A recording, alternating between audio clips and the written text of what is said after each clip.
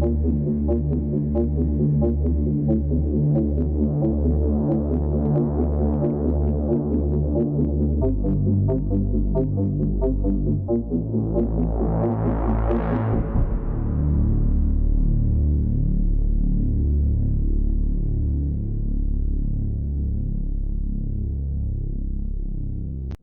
here's the route on that Antarctic tour everyone's talking about.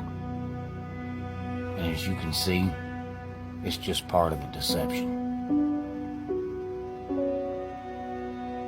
For years, people have hinted around us that something just doesn't sit right. In our cartoons, Sesame Street, The Simpsons, and others. The lies and deception are all around us, but one thing stands tried and true, and it's very simple, and there is but one Savior, and His name is Jesus Christ.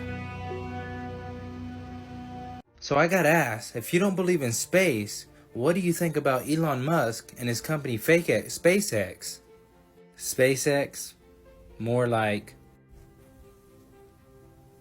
But seriously guys, do you really think this guy is for free speech running around the Met Gala in this jacket?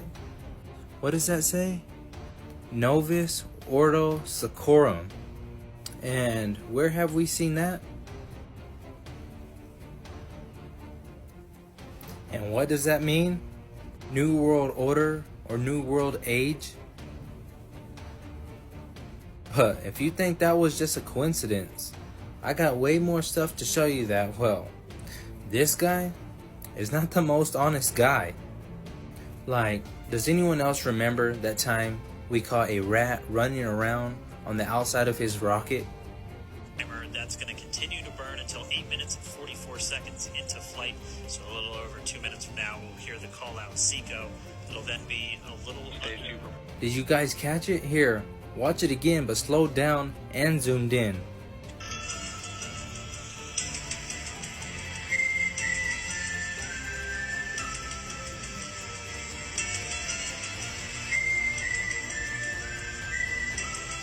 Or remember that time he said he sent his electric car out to orbit Earth, but there was a little glitch.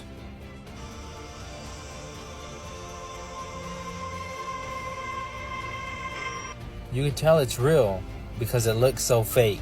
You remember those words, Elon? But was he trying to tell us something here? Now I'm not saying Elon. SpaceX is putting on a complete show. They do have some real rockets.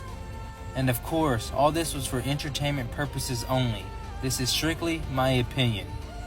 I so did not want to believe in flat earth. I mean, I have an open mind. I always said the world is so insane and crazy that anything is possible. So I do have an open mind. And for a while now, I've been thinking, come on, is it possible flat earth? It's not possible. We see planets. What? But truth seeking is important, so let's get into it. This is what NASA tells us we are living on. This is what the Bible tells us we are living on. And then flat earthers. So take it for what it is. I was told that the flat earth theory is true. So from what I saw, flat. I decided to make this video for all the Christians who don't believe in evolution but still think the globe model is the correct model. The heliocentric model is the complete opposite to what the Bible actually teaches. The Bible teaches that the earth is immovable on pillars, contained, and that the sun and the luminaries move and we are stationary, that it is a circle, that God is above and He watches us like grasshoppers.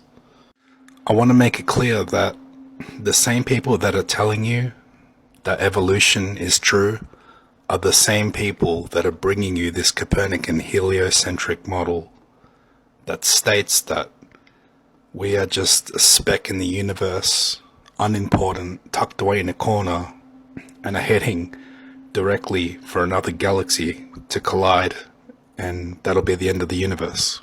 But the Bible clearly teaches that that's not the case, that we are special, we are the center of creation, very important, God's chosen ones. So I think it's important to show you some scientific truths, because science has actually been hijacked by Satan. He's used it now to go against the Bible. He's used it to trick people into believing a narrative when, in fact, real science actually directly proves God. And I can show you that in this video. NASA in Hebrew means to deceive, beguile. So this obviously goes right back to the Garden of Eden. You can even see that the logo for NASA is a serpent tongue. I'm going to play a small clip from the Great Creation debate with Dean Odell and Greg Locke, and I'm going to have him explain why it matters. But many Christians ask, why does it matter? Or just say the issue of the nature of creation doesn't matter. I'm going to tell you why it matters. And you're going to see this. Before we get to that, I want you to see, Jesus said this. This is Matthew 24. This is Jesus talking. These are in your red letters here. Jesus said that immediately after the tribulation of those days, the sun shall be darkened, the moon shall not give her light, the stars shall fall from heaven. He didn't say meteorites, comets. He said the stars. It's the same word he used throughout the Bible for the stars. Now, either they're stars or they're not stars. Now, the heliocentric Copernican model that you guys, some of you want to believe in, says that the stars out there are bigger, are massive, bigger than the earth. They're huge things. That if one fell to the earth, it would swallow the earth. So Jesus did not teach the Copernican cosmology. He taught a biblical cosmology, and that the stars are smaller, closer, and are going to fall to the earth. Now that's Jesus in the Bible, and if you say that it's not the stars, it's some meteorites or comets or whatever, you're making up stuff because you are filtering that through a bias you've been brainwashed with from birth. All right?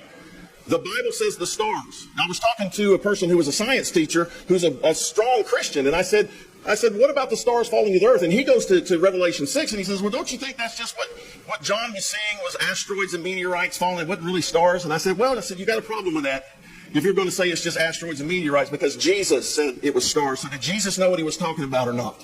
So here's a place that seriously the Bible does not agree with the cosmology of this world system, NASA and everybody else. And what's amazing to me, let me just say this. What's amazing to me is that Christians have tried to mix the world system cosmology into Christianity, and they don't work.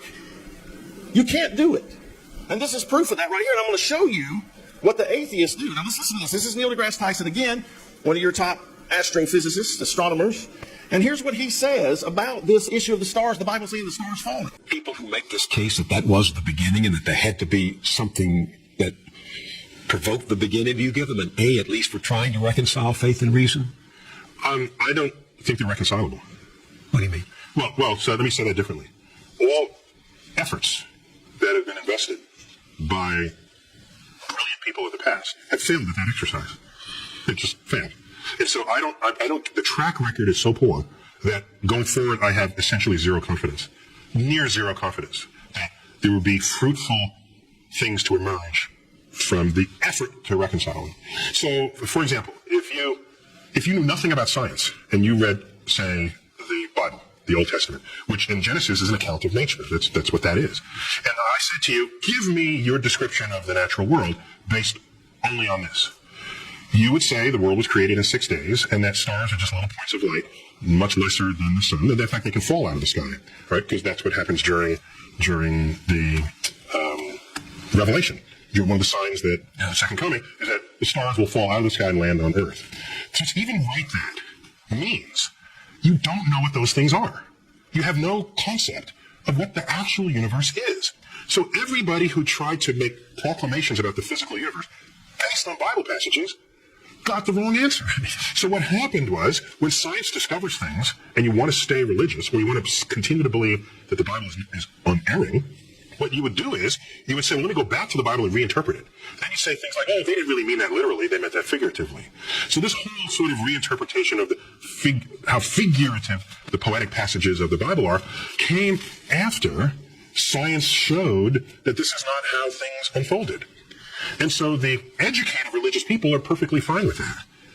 It's the fundamentalists who want to say that the Bible is the literal truth of God, and want to see the Bible as a science textbook, who are knocking on the science doors of the schools trying to put that content in the science.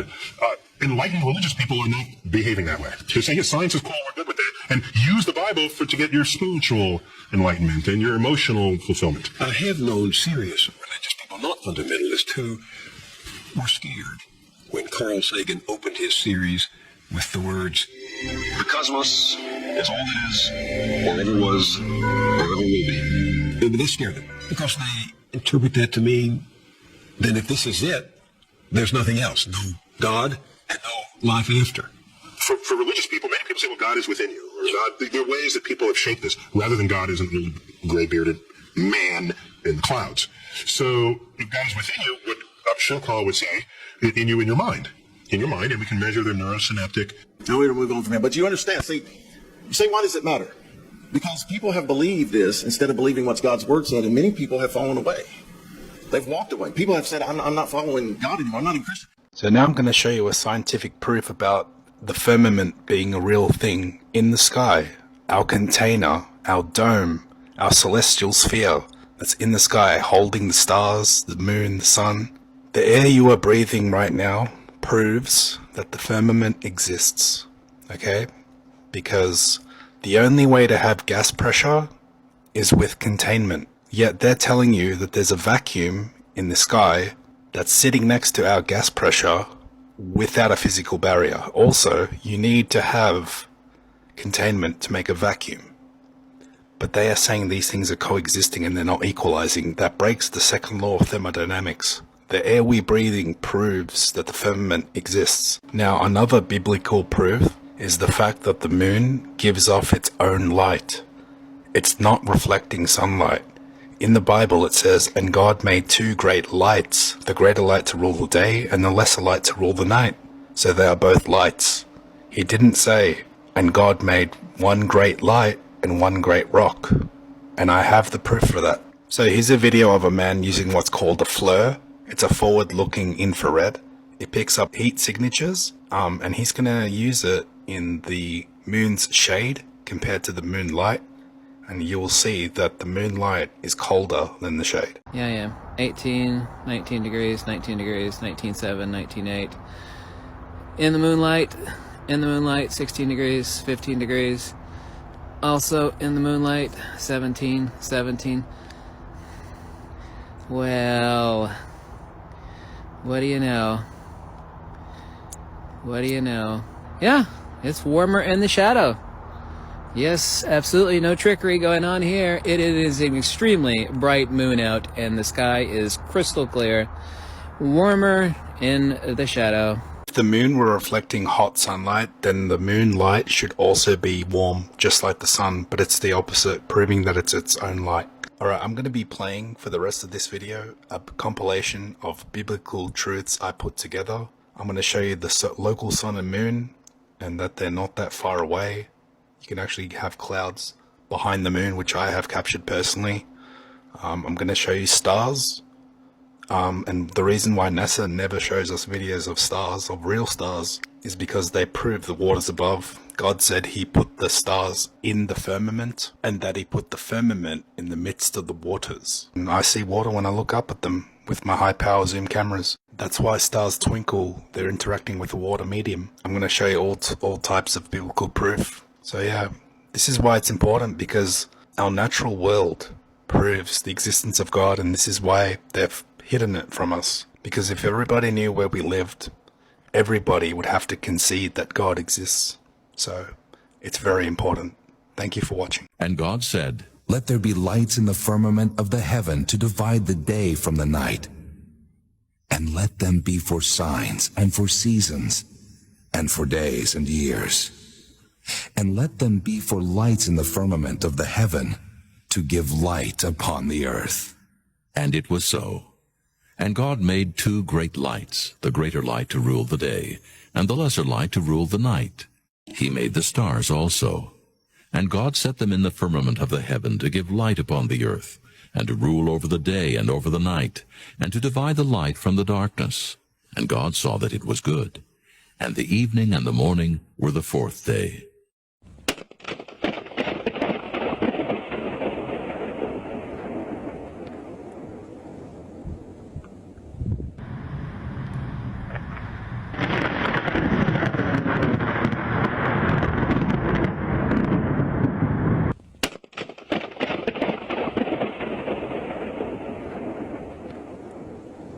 the 600th year of Noah's life, in the second month, the 17th day of the month, the same day were all the fountains of the great deep broken up.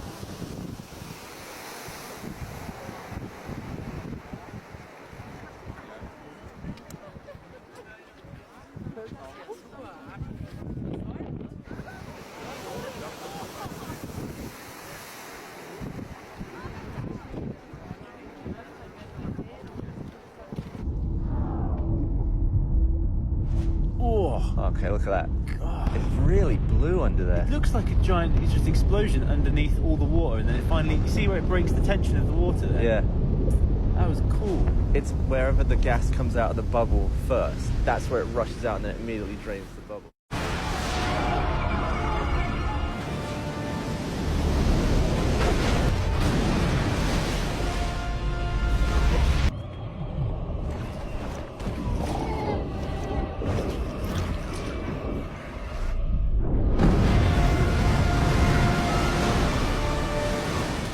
When he prepared the heavens, I was there. When he set a compass upon the face of the depth. When he established the clouds above. When he strengthened the fountains of the deep. When he gave to the sea his decree, that the waters should not pass his commandment. When he appointed the foundations of the earth. Then I was by him, as one brought up with him.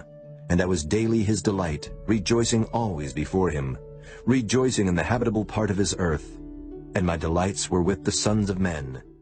The heavens declare the glory of God, and the firmament showeth his handiwork. Day unto day uttereth speech, and night unto night showeth knowledge. There is no speech nor language where their voice is not heard. Their line is gone out through all the earth, and their words to the end of the world. In them hath he set a tabernacle for the sun, which is as a bridegroom coming out of his chamber, and rejoiceth as a strong man to run a race. His going forth is from the end of the heaven, and his circuit unto the ends of it, and there is nothing hid from the heat thereof.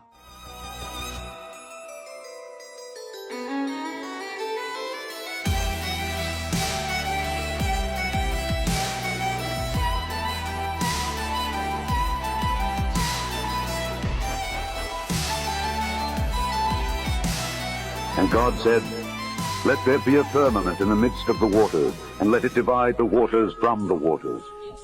And God made the firmament, and divided the waters which were under the firmament from the waters which were above the firmament. And it was so. It came in the mail, and y'all are opening it with me. Ooh. Smell it. Woo!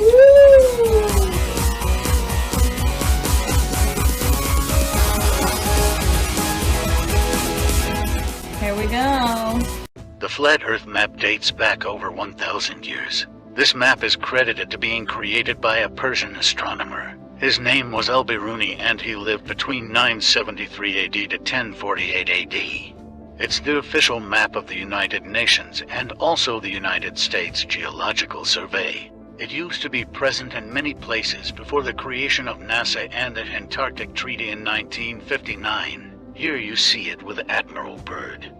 This map has been restored by Dmitry from Russia with suggestions of mine, Idialenkar. Known by my YouTube channel Flat Earth Banjo, I asked Dmitry to include the Bermuda Triangle and Point Nemo, a place deep in the Pacific where NASA buries rockets.